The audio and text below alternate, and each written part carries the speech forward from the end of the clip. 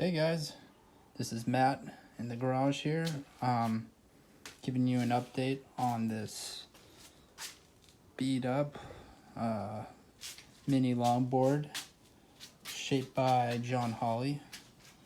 So I sanded down all the Q-sole patches we did last video, got them real nice and flush with the orbital sander, and then I go over it one time by hand with a piece of 60 grit or 80 grit, just make sure it feels good. You don't want any holes or divots in your fill, because that's going to be problematic when you go to paint this glass over. You want a solid foundation under the glass when you paint it on, which I'm going to do with this brush here. And so the plan is to pour this sanding resin in the cup. Probably don't need too much. Probably maybe about like this much. It's not bad. Put like 15 drops of catalyst in it. It's like 70 degrees out. And you notice I cut all my patches in ovals too, and that makes it easier to sand it out later. I don't make any hard edges. And I take it probably like a half an inch, 3/4 inch or so past the damage, and usually like one layer of 4-ounce cloth over most of these things is plenty. You know, you feel it feels strong, but like some of these spots here, like this rail here, is quite soft.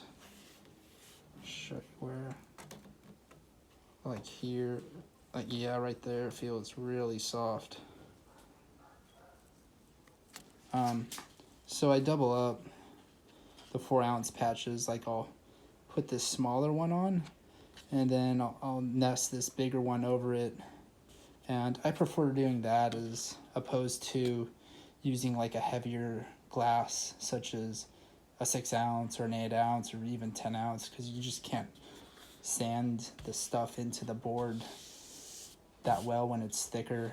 You know, this is very easy to feather in. It's quite thin, but it's strong too. And you know, this stuff is like the surfboard skeleton once it's painted on and you pull the excess resin off it. Makes it really strong. Without it, some of this Q-sole would probably crack. And it totally seals the board in. And so I'm gonna get to painting this stuff on, and gonna let it dry overnight. And the way I'm doing is just paint it over. I'm gonna pour the resin in the cup here, dip the brush in, paint it. Then I'm gonna place the patch over it, center it, dip the brush back in here, and I'm just gonna work from the center out.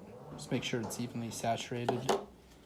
And I'm gonna go all around the board with the resin, and I got all the patches in proximity to where all the dings are. So yeah, everything's set to go. Let's sling some resin, and I'll see you in the next video, and we'll talk sanding.